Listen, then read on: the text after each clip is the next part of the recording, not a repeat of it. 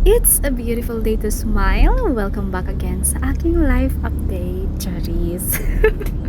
So for today's video, on the way ako ngayon papuntang St. Luke's dahil naka-schedule ako for my repeat medical exam today and tomorrow. Hindi ko nga muna i-explain kung bakit kailangan kong ulitin ang medical exam ko. Kwento ko na lang ang buong dahilan sa mga susunod kong videos. Usually, 1 to 2 hours ang biyahe papunta roon. Depende sa traffic.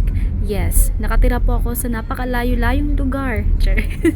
Kaya, sinabi ko kay kuyang driver na mag-skyway na lang kami para makaiwas sa traffic dahil ayaw ko talagang malate, day. 11 AM ang appointment ko. Pero, 6:30 AM pa lang ay umalis na ako ng bahay para siguradong hindi ako mahuhuli. Mahirap na kapag malate. Ay, naku, Diyos ko, day.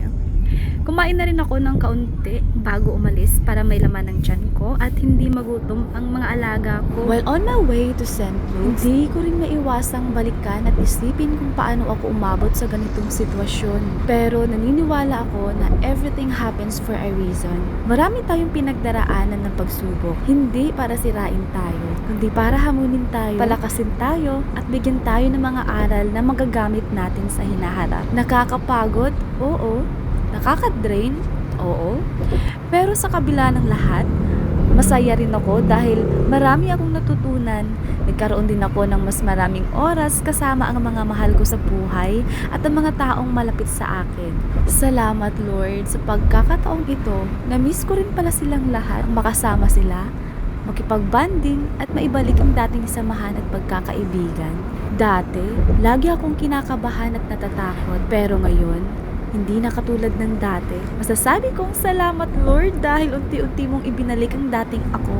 Yung hindi basta-bastang natatakot at marunong ng lumaban. At kung may nagbago man sa akin, iyon ay hindi na ako basta-bastang naniniwala sa lahat. Natuto akong maging mas matatag, mas maingat, at mas mapanuri. Tamang relapse at pagre-reflect talaga habang papunta akong St. Luke's. Dahil sa kabila ng lahat ng pinagdaanan ko, hindi ko may kakaila kung gaano kabuti ang Panginoon sa buhay ko. Despite everything I've been through, your goodness continues to overflow in my life. Lord. Ito naman yung send. Thank you, Lord, for carrying me through it all. So, hi guys, andito na ako sa St. Luke's. By the way, andito ako sa labas. Kasi hindi pa nakapasok. Kasi yung appointment schedule ko ay 11 AM pa. So, dito muna kami sa labas. Ay, may mga kasama ako dito. Buti na lang may ano dito, may bato para uupuan ko.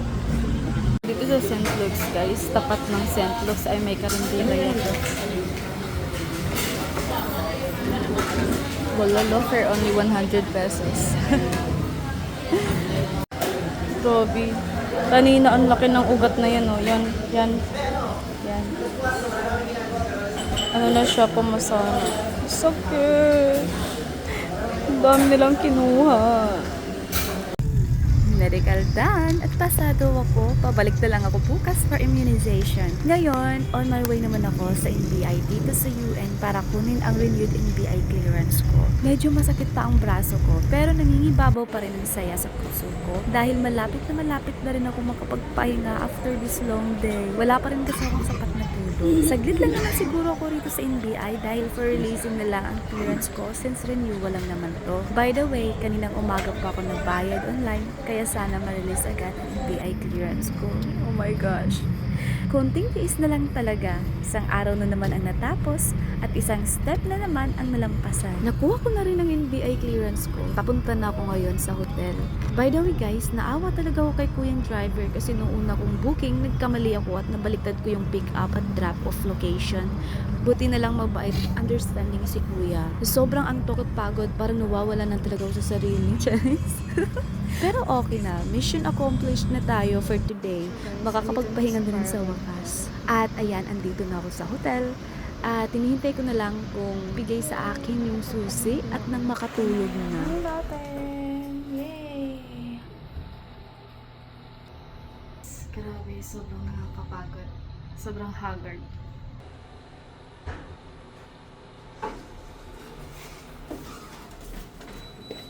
Yay! Ito na siya guys. Yung hallway. Ako yung pinakadulo.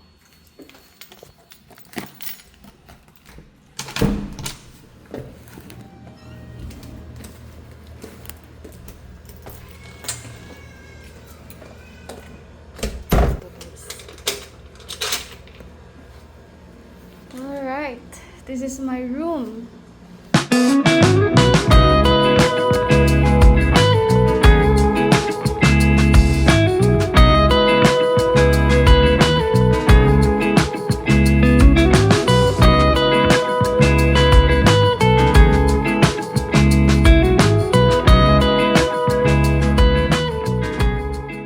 Alam nyo, itong room ko na to ngayon, dito sa hotel, same hotel lang na pinag-stayhan ko nung first medical ko. As in, maganda siya. Hindi siya katulad ng room ko before. Sobrang hindi naman siya pangit. Maganda din siya, pero maliit lang. Pero ito, malaki siya at maaliwalas at maganda yung yung amoy. In fairness, maganda yung room ko ngayon. At syempre, bumili ako ng tubig, nakalimutan ko, ayan, so inakyat to, hinatid ng staff nila. So isa sa pinaka nagustuhan ko dito sa Paragon, starting sa sa service nila, as in sobrang ganda ng service nila at yung staff nila ay maasikaso, approachable. Sobrang nice nila. Nagustuhan ko din dito ay pwede kang manood ng YouTube, ayan, Netflix, sa TV nila dito. Sa ibang hotel na napag-stayhan ko during my journey sa visa ko na to, ay maganda yung ibang hotel, pero as in yung TV nila ay walang YouTube. May wifi pero wala silang YouTube. Okay, may dalawang tuwalya, dalawang towel. At, let's see. Sabon, dalawa. Toothpaste. Dalawang toothpaste. Good for 2 person yung yung laman ng isang box na to.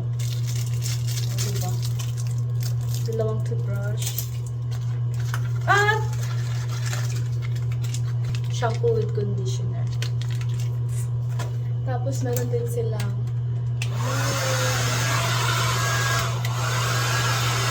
diba?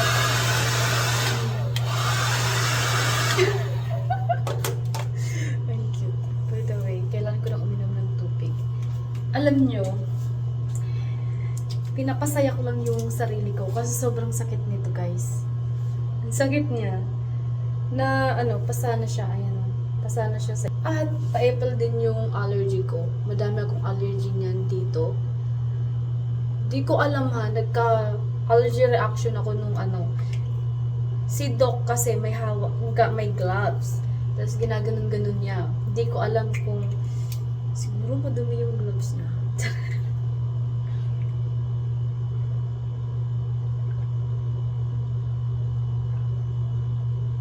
Pwede na ako uminom ng malamig. Jollibee, deserve mo yan, girl. Serve ko to.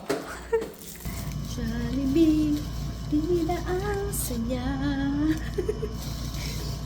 Buti na lang binigyan ako ng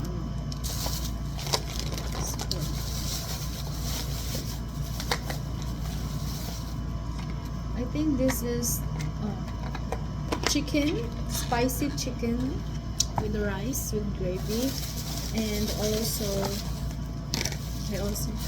also ordered Jollibee spaghetti.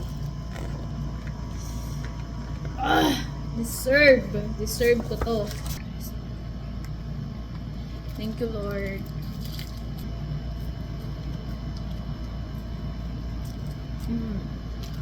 Alam ng asawa ko kung paano ako pasayahin. Jollibee. Kasi sa Jollibee, bida ang saya. Ang sarap.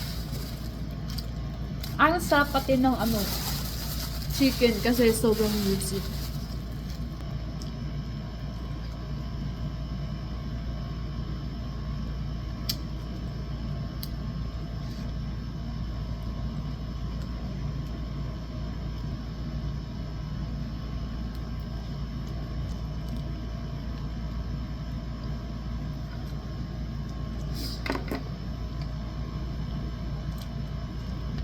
Masaya at excited ako, syempre. Jollibee na yan, no?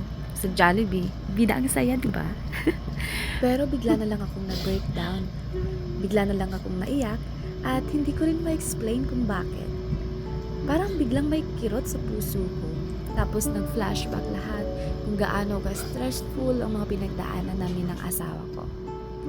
Yung pagod, puyat, lungkot, at lahat ng pressure.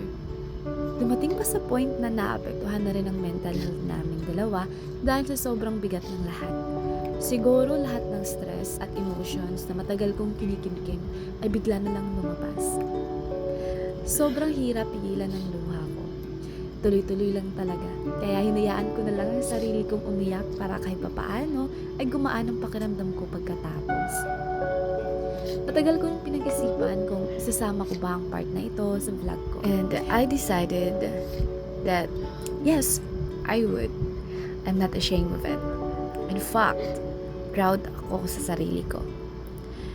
Those were not just tears of pain. They were also tears of joy, relief, and finally, letting go of everything I had been carrying for so long. Alam nyo, it's okay to cry. Wala namang masama sa paglabas ng emotions natin. Minsan, ang pag-iyak lang talaga ang paraan para mailabas natin lahat ng sakit, stress, at lungkot na matagal na nating kinikimkim. It doesn't mean na mahina ka. Sometimes, it simply means na matagal ka nang naging strong para sa lahat. Kaya hinayaan ko lang ang sarili kong umiyak. At after that, mas gumaan ang pakiramdam ko. Yes, sobrang gaan.